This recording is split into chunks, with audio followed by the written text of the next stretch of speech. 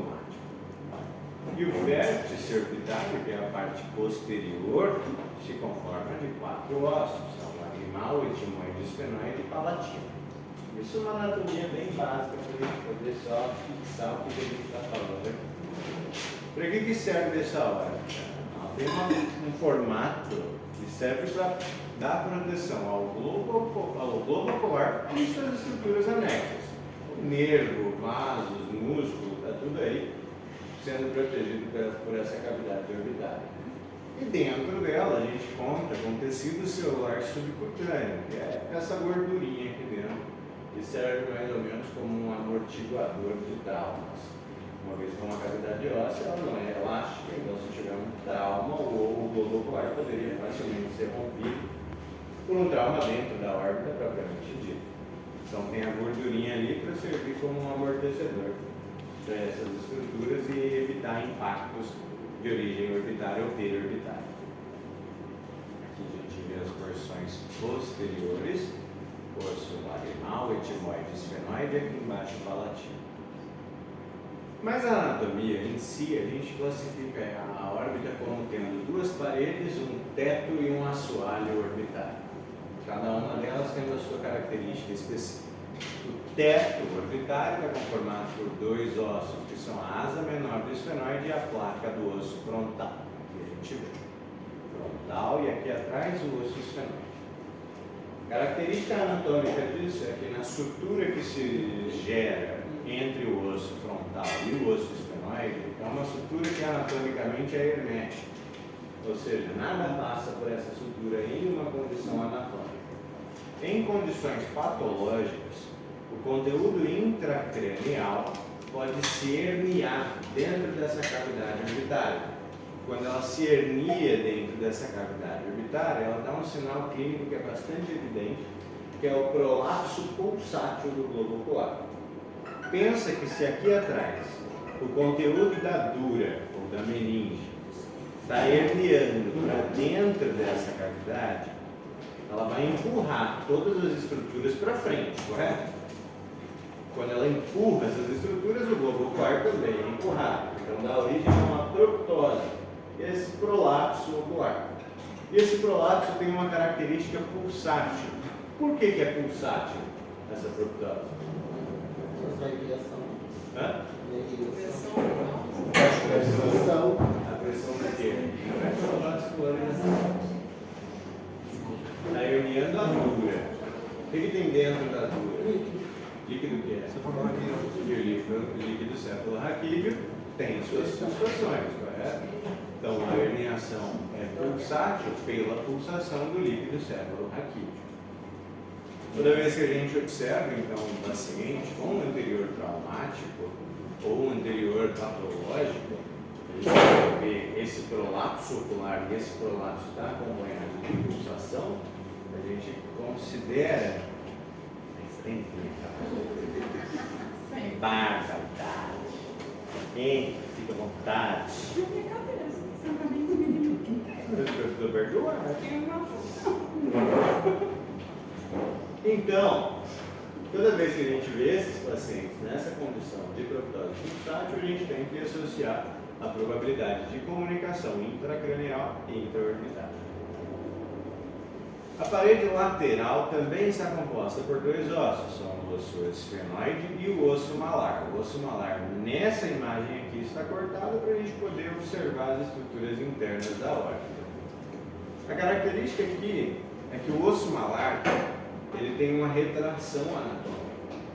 Isso deixa com que 1/3 do globo ocular anterior fique vulnerável a trauma lateral.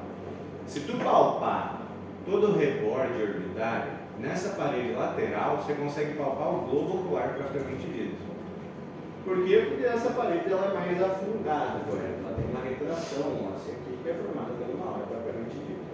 Isso contribui para a nossa visão periférica ter um maior ângulo, mas também implica diretamente na possibilidade de trauma ocular em situações de trauma lateral orbitário. Se a porrada vem aqui do lado, a gente sempre tem que avaliar a estrutura do globo ocular com o maior cuidado, porque existe a probabilidade de ruptura, uma vez que essa parte anterior está desprotegida pela cavidade óssea como em si. O piso orbitário está conformado por 3 ossos, que são o osso malar, o osso maxilar e o palatino. Aqui a gente vê o malar está faltando, o osso maxilar ou a placa orbitária do maxilar, e aqui atrás está a apófise do palatino. A característica aqui é que o cortical, ou a cortical, do osso maxilar, nessa porção orbitária, ela é muito mais fina do que a cortical anterior do osso maxilar. Isso favorece um quadro que a gente conhece por fratura em estalido.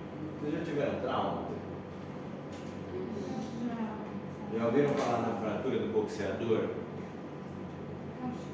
Fratura que acontece em metacarpo, quinto metacarpiano, que é quando o golpe que o cara desfere é tão potente que essa parte da cortical, aqui onde recebe o impacto, é resistente, ela não quebra.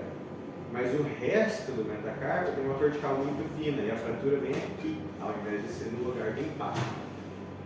No maxilar, tem uma característica anatômica bem peculiar, similar a essa questão, que é a fratura em estalido do boxeador. Aqui, diante de um trauma anterior, se o cara toma um porradão no olho, essa parte do maxilar é muito resistente, mas a energia do impacto se distribui por toda a superfície óssea, não só onde ele recebeu o impacto propriamente dito. E essa parte posterior, ela é muito fina. Então, secundário ao trauma anterior, é muito provável que a fratura do paciente seja posterior na placa orbitária do maxilar. Essa é a fratura que a gente conhece em estalido. E ela dá um sinal clássico que é bastante característico também, que é o sinal clínico de Bethel. Já ouviram falar? Não? É a equimose periocular, como olhos de guaxinim, e a otalgia, otorragia, que é o sangramento. Qual é o nome do doutor? Sinal do doutor? O nome Do sinal? Bethel, batalha, Batley. E olho de guaxinim? É o olho de guaxinim com o sangramento auricular. Pode inclusive ter uma equimose periocular também, bastante. Quando hay fractura, en base de cráneo también hay un signo. Sí, también. La diferencia aquí va a ser no solamente el signo de Butler, pero también va a presentar la enoftalmia, que es otro signo clínico que se presenta en esta ocasión de la fractura.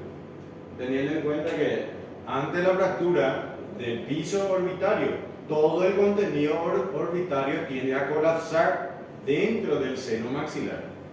O sea, el globo ocular se va a ver hundido dentro de la cavidad orbitaria. Y al mirar nuestro paciente vamos a ver el signo de Butler, así como la enoftalmia. O sea, que el ojo del paciente va a estar más adentro de que el otro ojo, porque este ojo se hundió dentro de la cavidad orbitaria.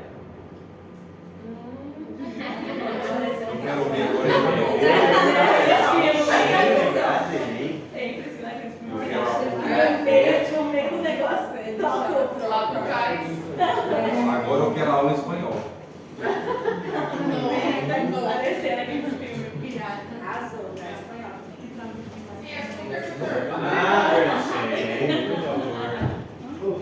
Nem me dane. Minha avó é deficiada porque ele Aí faz continuou, uma vai. TV depilada. Tu és brasileiro, para de ficar falando espanhol. Não, Meio do programa. Acaba uma coisa, lembra outra. É Paraguai. Então, como eu vinha dizendo, É isso aí. então, um quadro de fratura em estalido Qual que é o osso que quebra internamente? é a placa orbitária do maxilar. É essa porção. E aqui, ó, nessa porção, a gente tem o seno maxilar. O seno ósseo é uma cavidade intraóssea e tem ar, reumático. Então, quando rompe isso daqui, quebra todas as estruturas internas do osso. E nisso o globo ocular também afunda, ele se permite afundar. Então, quando a gente tem essa associação de antecedência de trauma ocular com a equimose periocular, a equimose periauricular e o sangramento auricular, a gente tem que buscar a enoftalmia pensando de aonde pode estar essa fratura. Se o paciente tiver a enoftalmia, quer dizer que a fratura está em base orbitária, não em base cranial. Pode ser que esteja nos dois? Pode ser, perfeitamente. A gente vai avaliar índice de consciência do paciente, enfim. Mas aqui é um critério para a gente solicitar um estudo de imagem. Porque a gente tem que confirmar essa fratura, se ela é isolada ou não. No exame físico, a gente ainda vai recorrer à palpação. A palpação da superfície óssea que está fraturada leva à apreciação do sinal da tecla, ou sinal de estalido, não é estalido, crepitação óssea.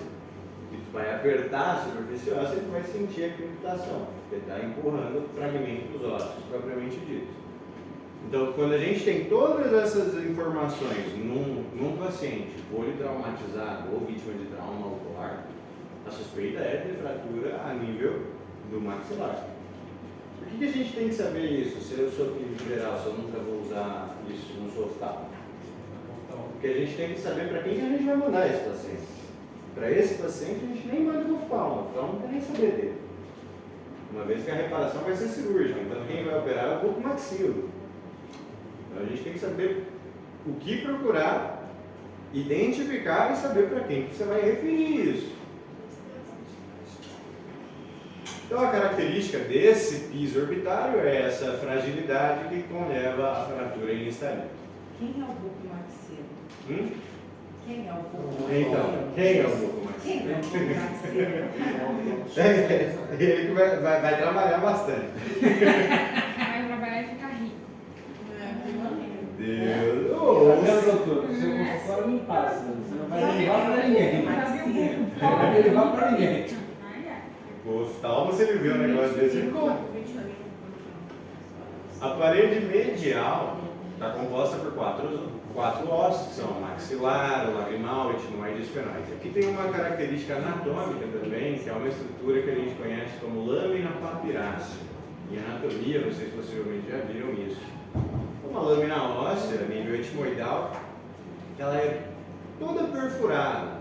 Esses agulheiros, esses buraquinhos que tem, serve para passar a inervação, vascularização. Obrigado. Juan, já que você parou um pouquinho para café, vai falar isso, quem é o bucomaxilo? Vai falar isso para o dermatologista? Por quê? Vai. Eles brigam tanto porque a gente aplica toxina. Olha o que o bucomaxilo faz. Pois é, o que é um botox? Para quem faz isso aqui, né? Eu concordo. Pode falar de novo. Pode falar de derma. Do quê? Não, o que é um Eu falo para vocês, que vão ser profissionais também. Para quem faz tudo isso. Aqui, velho, é uma cirurgia tão sinistra, é transconjuntival, vai fazer toda a fixação do piso orbitário por uma incisão transconjuntival. O bagulho é sinistro, velho. É só pesquisar para ver alguma cirurgia de bucomaxilo. Depois joga lá pra ver. Então aqui, ó, a gente tem essa lâmina papirácea, toda perfurada, é uma lâmina do etimoide propriamente dito.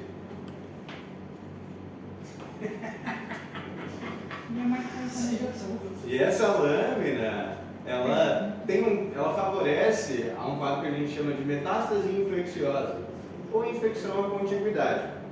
Uma vez que nessa cavidade etimoidal, a gente também tem um seno. Consequentemente, ele está favorável à formação de sinusite. A sinusite, quando bacteriana, a principal etiologia é o hemófilos influenzae. E por essa característica toda fenestrada da lâmina papirácea, esse hemófilos pode passar e gerar um quadro infeccioso dentro da órbita. Isso a gente chama de celulite orbitária. É um quadro que requer a nossa atenção, porque o diagnóstico é bastante comum. E uma das consequências mais graves desse paciente é a cegueira. É um paciente que evolui a cegueira, é uma cegueira irreversível, porque se dá por atrofia do nervo óptico. Uma vez que na celulite é a infecção do tecido celular subcutâneo, nesse caso por haemófilos. Essa infecção vai gerar edema, correto? O edema de toda essa gordura que está aqui vai comprimir o nervo óptico que está saindo do globo ocular. A compressão é o estímulo que esse nervo ocular precisa para desencadear uma resposta de adaptação celular. Qual é a adaptação celular que ocorre secundária à compressão contínua? Atrofia. Qual que é a bactéria presente? Haemophilus influenzae. E qual antibiótico A gente cobre gram-positivos aqui. gram-positivo? É. Tá muito criança, né? Muito comum em criança. Qual o nome da placa, doutor? De hidratação? Lâmina papirácea.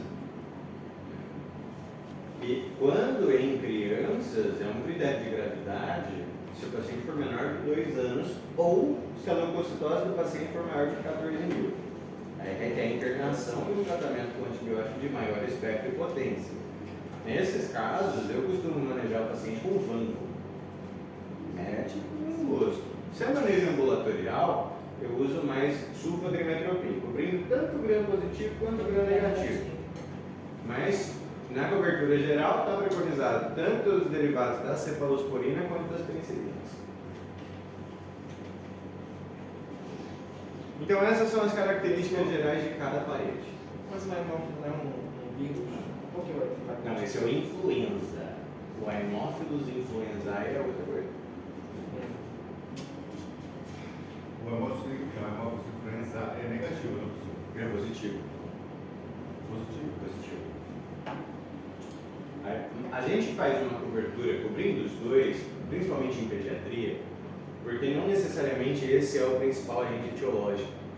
O trauma na pele, às vezes a criança brincando, ou estava com a unha mal cortada, foi se coçar, fez uma lesão na pele, com arranhão, e esse arranhão é o suficiente para entrar o patógeno e gerar um quadro infeccioso. Aí os principais agentes etiológicos é o Streptopiógenes e o Staphylococcus aureus. Então eu já cubro, essa é a minha conduta, eu cubro os dois numa proporção simétrica com o sulfadrimetropin. Mas o preconizado é o derivado cefalosporínico e derivados da penicilina, beta-lactâmicos no geral. Eu quase não uso mais a amoxi, só a amoxi, pelo índice de resistência. Então, sempre associando ou com tabulanato ou com sulbactam. Vai dar diarreia? Vai, mas melhor que cague do que fique sério. Aqui falando das conexões que vai existir, aqui atrás, nas fendas esfenoidais, por onde passam as estruturas desde o crânio para a órbita e desde a órbita para o crânio. Essas são as únicas comunicações anatômicas entre órbita e crânio. São as hendiduras ou fendas esfenoidais da órbita. Característica geral, isso possivelmente vocês viram em anatomia. Né? Ó, aqui tem um exemplo da fratura em estalido.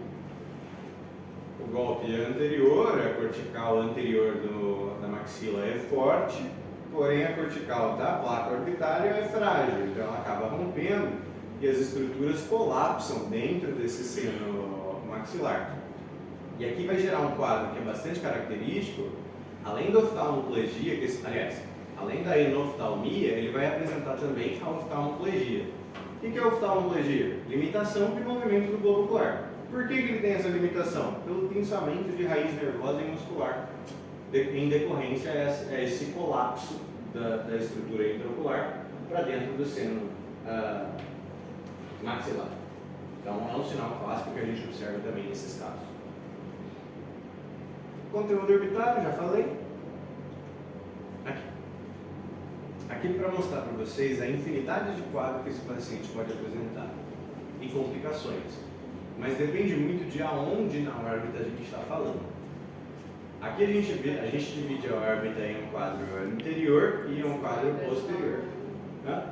Parece que cai até de lado assim. 12. Aqui, ó, todo e qualquer processo patológico, tumoral, inflamatório, enfim, gera edema, correto? Ou aumento de estrutura. E secundário, aonde está esse aumento de estrutura, o paciente vai apresentar uma clínica diferente.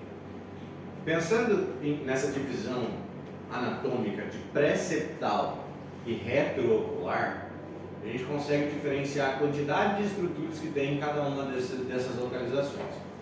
Se é pré-septal, é a parte anterior. Na parte anterior, o que a gente tem de estrutura? Pálpebra, glândula lagrimal e conjuntiva. Então, se a gente tem um processo inflamatório e ou tumoral nessa parte anterior, os sintomas vão estar localizados em pálpebra e conjuntiva, não mais do que isso. E não tem outra estrutura para afetar.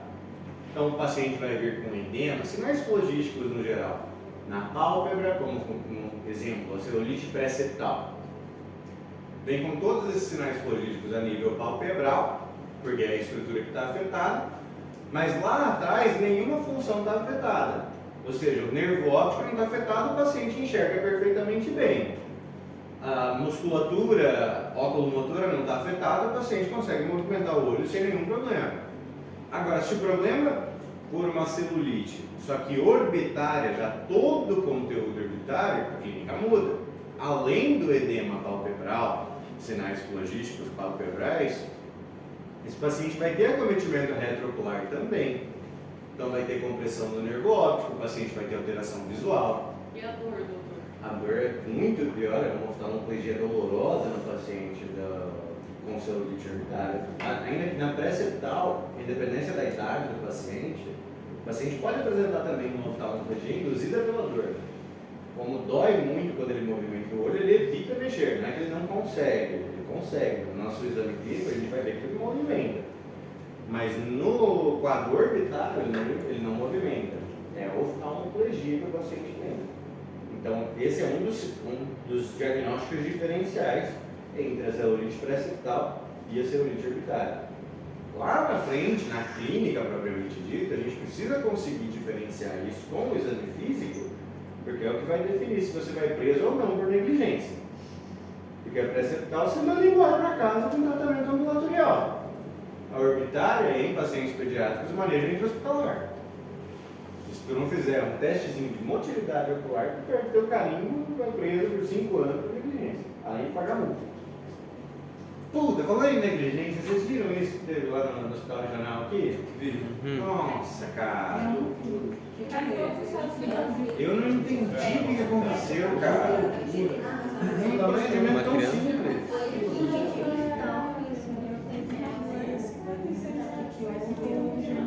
Não, vida, não dessa menina do regional do Brasil. Das crianças? É do regional aqui Do Paraguai. É por isso que a gente não tá tendo aula. Um moleque de 3 anos, ele foi fazer. Ele retirou a unha dele e passado um tempo morreu. Procure um podólogo. Eu falei, gente, o que esse cara fez? Que é normal, mas enfim, negligência. não, a gente tá Vai. Das criancinhas também. Aqui atrás, ó, a gente tem múltiplas complicações justamente porque afetam mais estruturas. A gente tem a atrofia do nervo óptico, consequente ao edema, esquentou o ar, né? Obstrução do fluxo venoso. Essa obstrução do fluxo venoso, qual é a complicação direta dela? Se eu obstruir a drenagem venosa do globo ocular, como que isso vai se manifestar? Drenagem venosa. Para causar necrose, a drenagem tem que ser arterial. Vai ficar cheio de.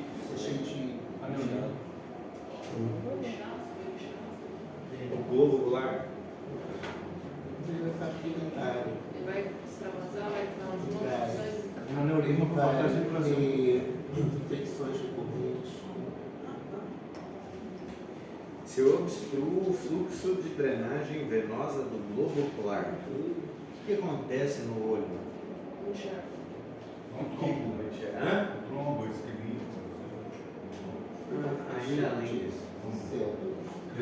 Da oxigenação, né? Veia. O sangue vai de volta. Mas o encharque. Para que serve a veia Pra trazer o do olho? Para trazer o sangue de volta, né? E esse sangue vem com mais o quê? Não. É bem. E eu sigo carbono. Além do dióxido de carbono. Mas sujeira. Coisa de escola, Com o quê? Com o quê? Como assim? Com mais sujeira, com mais social. Além disso, gente, o regaço vai ser grande, né? Para, doutor. Lembra do limbo? Que a gente falou na primeira aula? O limbo, que serve de drenagem do humor aquoso. Lembra? Ele puxa o humor aquoso, passa pelos canais de Schlein e leva tudo isso para o plexo venoso ocular profundo, correto? Se eu obstruo o plexo venoso, o limbo continua reabsorvendo a mesma quantidade? Não, porque não tem para onde drenar, correto? O que acontece com o humor aquoso dentro do olho? Acumula, não fica sujo, ele acumula. E o acúmulo do humor aquoso intraocular gera o que dentro desse olho? Na pressão. Aumento da pressão. O aumento da pressão leva a um Glaucoma. O paciente pode gerar até um quadro de glaucoma agudo por obstrução no fluxo venoso, que também é outro caso que pode levar a cegueira irreversível. Paralisia do nervo locomotor. E para detectar isso daí, o exame desse fluxo aí, dessa pressão, desse tampo A na gente orelha. pode fazer ecodoppler intraorbitário, pode fazer tomografia, que vai detectar se tem alguma coisa crescendo lá atrás. E de uma maneira mais simples, eu posso tocar o globo ocular do meu paciente, e se ele tiver com resistência pétrea, quer dizer que aumentou a pressão dentro dele. Possivelmente a drenagem também está alterada. Perda da acuidade visual central e periférica por acometimento do nervo óptico. Então tem uma infinidade de sintomas e cada sintoma tem uma origem por acometimento de uma estrutura propriamente dita. O quadro clínico aqui, a gente tem diferente quadro clínico de acordo com a área que está afetada dentro da órbita. Começamos por partes moles ou tecidos moles. Em tecidos moles, a gente tem poucas estruturas aqui. A gente tem pálpebra, que tem tecido celular subcutâneo, então é tecidos moles. A gente tem a conjuntiva, que pode gerar um quadro de quemose. A quemose é o nome bonito que a gente dá para o edema da conjuntiva. Não confundir com equimose, que é outra coisa. Equimose é extravasamento sanguíneo. Quemose é o edema da conjuntiva. E a gente tem a alteração da gordura intraorbitária propriamente dita. E aqui eu trago para vocês essa patologia que é muito comum, oftalmopatia de Graves ou tiroidiana. Já viram um paciente com hipertiroidismo? O paciente com hipertiroidismo tem aquele prolapso ocular, né? Tem os olhos bem saltados. Por que ele tem esses olhos bem saltados? A ciência exata ainda não definiu o motivo, mas a teoria mais aceita até hoje é por um acúmulo de radical antígeno-anticorpo na gordura orbitária. Ou seja, toda a gordura dentro da órbita passa por um processo inflamatório imunomediado. Quando isso acontece, o paciente tem um prolapso ocular bilateral, além de sintomas de partes moles também no pré-septal. Então, o paciente, geralmente, além do prolapso ocular, a gente vê edema de pálpebra no paciente.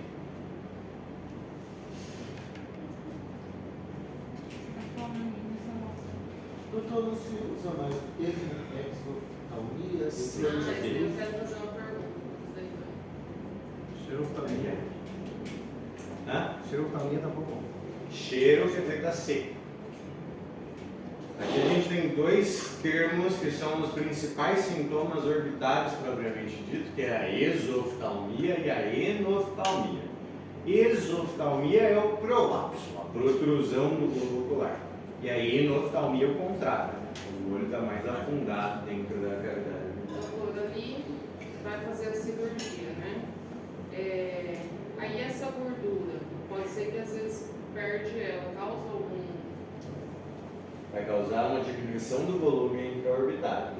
Quando diminui o volume intraorbitário, por uma questão fisiológica, acontece a retração das estruturas.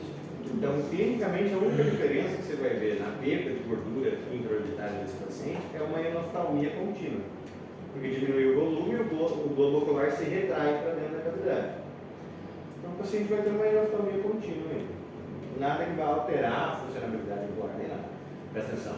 O achado do pacto epignomônico, então, é a exoftalmia e a enoftalmia. Patognomônico do quê? Da alteração clínica das alterações unitárias. Não tem assim. Não necessariamente. A exoftalmia e a enoftalmia é uma alteração clínica de globo ocular de origem orbitária. Mas pode se manifestar em infinidade de sintomas. Sim. Aqui, ó. Essa daqui é a oftalmopatia de Graves, ou oftalmopatia tiroidiana. A gente vê que tem exoftalmia, que é o prolapso do globo ocular, com edema palpebral marcado. Além de, a gente vê essa injeção ciliar ou injeção conjuntival, que é basicamente a congestão dos vasos da conjuntiva. Por que tem essa congestão? Por que está dilatado esses vasos?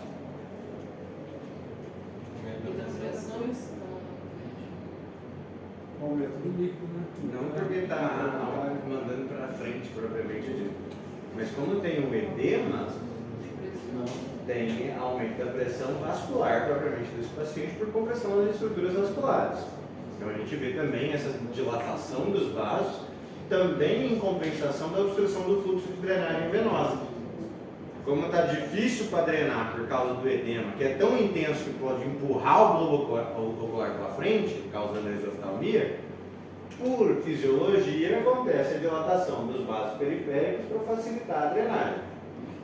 E aquelas pessoas que conseguem, tem pessoas que conseguem, né? Não é que ela consegue fazer a protrusão, ela consegue fazer a retração palpebral. A grande diferença é que aquele paciente que consegue pôr o olho lá fora, ele consegue abrir o olho mais, tem uma maior função do elevador da pálpebra, ele faz uma retração palpebral. Não que ele empurra o olho para frente. Então aqui, ó, para a gente entender, nessa imagem a gente tem alteração tanto pré-septal, que é anterior, como retroocular. Pré-septal, o que a gente tem? O edema da pálpebra, o edema da conjuntiva, que é a quemose, e a injeção ciliar, a hiperemia ocular. E o retroocular, qual que é a alteração que a gente tem aqui? Lá? Exoftalmia. Porque está creciendo toda la gordura, la grasa que está por detrás del ojo, y eso empuja el globo ocular hacia adelante.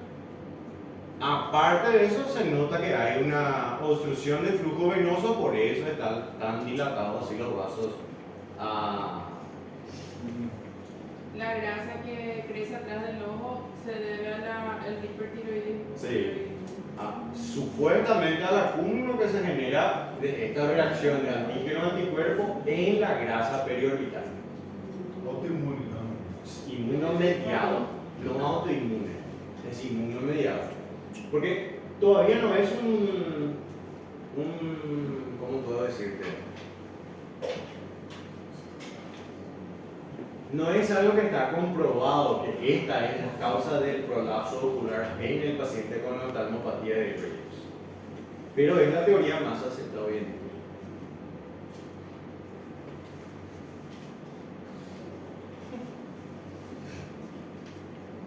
Então a exoftalmia que o paciente apresenta, ela se deve a processos que são retrooculares. Alguma coisa lá atrás do olho está empurrando esse globo para frente. A gente tem lesões que são retrobulbares, por isso ela empurra esse olho para frente, e tem alterações anatômicas também que poderiam gerar esse quadro de exoftalmia, que é o prolapso ocular. Que alteração anatômica? Por exemplo, num quadro que o paciente tem a órbita mais rasa do que o normal. Simplesmente por uma má formação. Não é uma má formação, senão que é uma formação insuficiente, vamos dizer assim, da cavidade orbitária, onde não cresceu, não se desenvolveu o suficiente, as estruturas acabam por prolapsar para tentar se acomodar dentro dessa cavidade orbitária. Uma alteração congênita nesse caso. Isso pode gerar, inclusive, por assimetria facial. Né? Se o paciente teve, por exemplo, se ele teve um trauma do lado esquerdo que veio com essa perda de volume, gerou a enoftalmia desse olho, o outro olho, que é o lado direito, parece estar prolapsado, mas não, é uma simples assimetria, né? Como um olho está endoftálmico, o outro dá a impressão de estar prolapso. Mas isso é o que a gente chama de pseudoesoftalmia. Parece, mas não é essa alteração. Outra causa de pseudoesoftalmia é o glaucoma congênito, por exemplo. Em pacientes que são portadores de glaucoma congênito, a pressão interna do globo ocular é tão intensa que o olho se distende.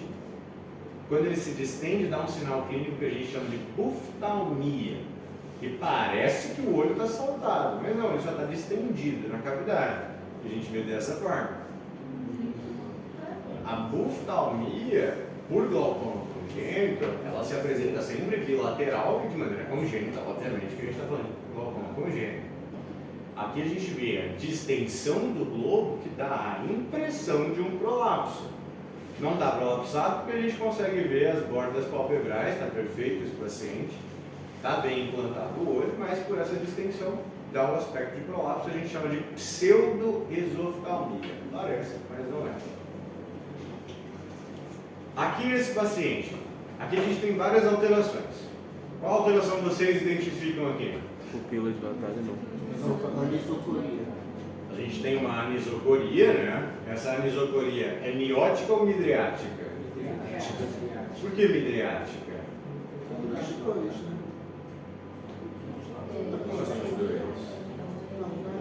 Porque el derecho está normal y el izquierdo está midriático.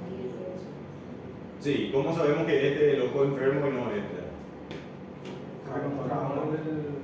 No caso está ligado. Pegamos uma lanterna, acendemos a lanterna, o que a gente espera? Reflexo fotomotor, contração da pupila. Aqui a gente vê que o paciente está no ambiente claro. No ambiente claro, o que a gente espera da pupila? Contração. Contração, correto? Se essa daqui está midriática, quer dizer que ela é a doente. Então é uma anisocoria midriática. Além da anisocoria midriática, o que mais que a gente vê aqui? Trauma. Enoftalmia. Não trauma propriamente dito, mas o sinal que a gente vê. Enoftalmia. Esse olho está mais afundado dentro da órbita. Consequentemente, esse daqui parece estar prolapsado, não parece? Por assimetria facial. Então a gente tem anisocoria midriática, enoftalmia e pseudoesoftalmia contralateral. Tudo numa imagem só.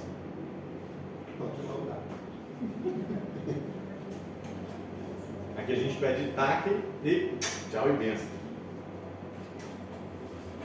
Então, num quadro de enoftalmia, a gente tem diferentes etiologias. Pode ser uma alteração anatômica? Pode ser uma alteração anatômica. Numa órbita mais profunda, o globo ocular vai estar retraído também.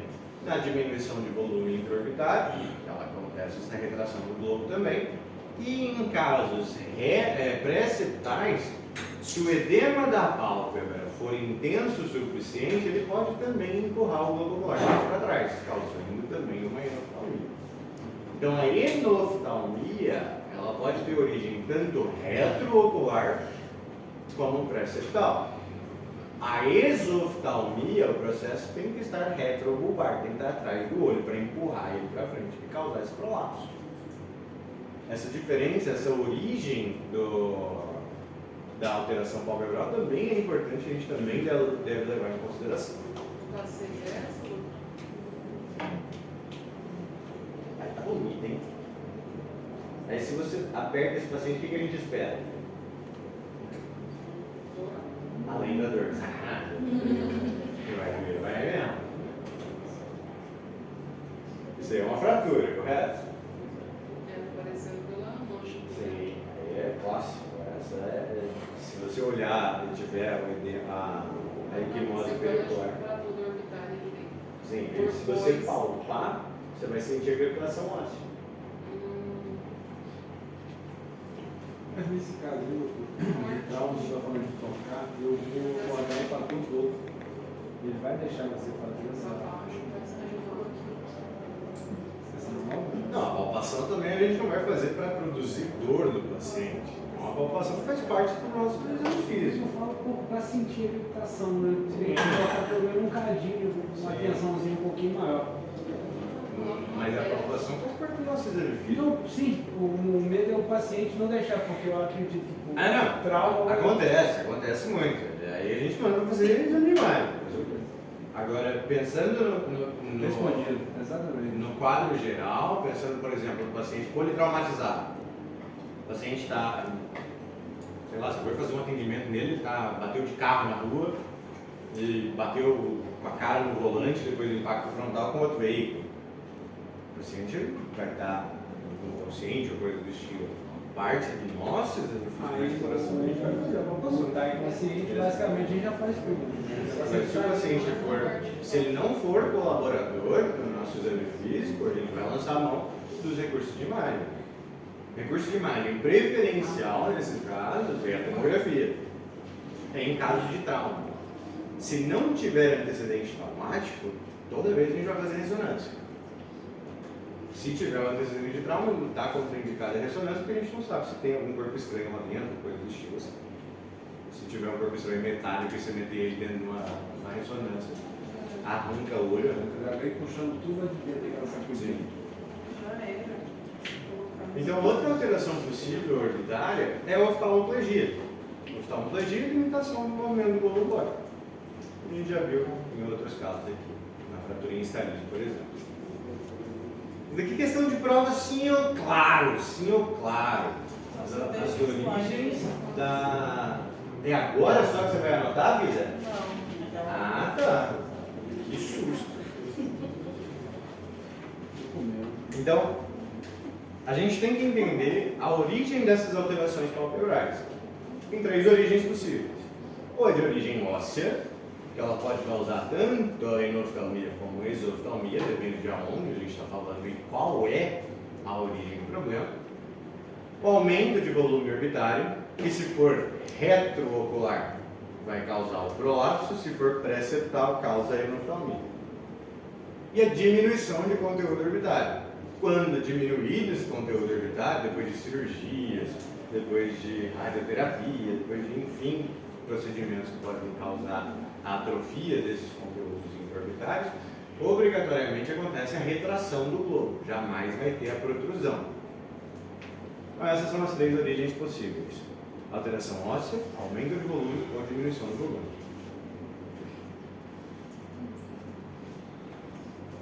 Agora não entendi. Que aquele ali? Por que você tem nossa representante? Não é porque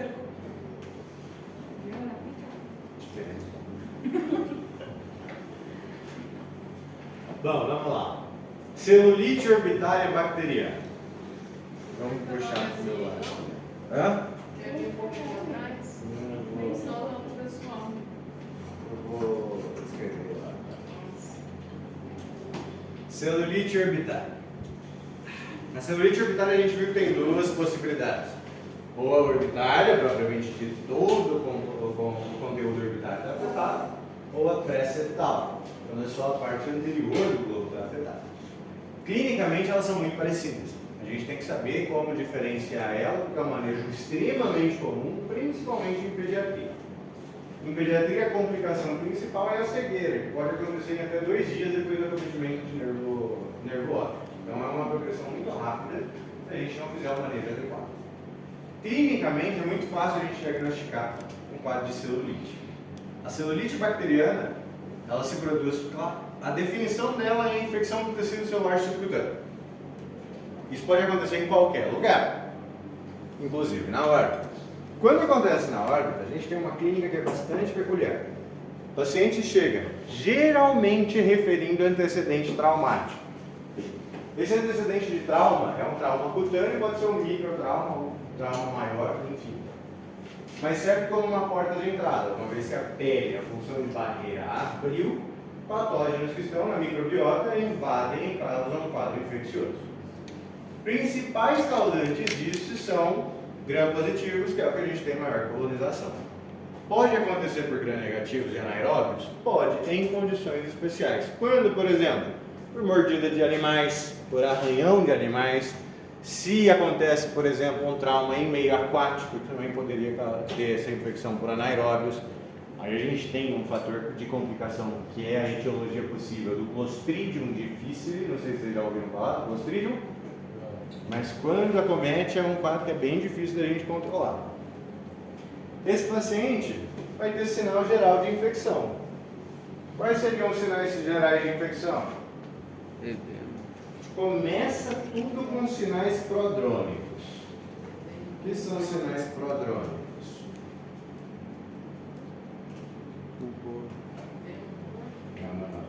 Prodrônico.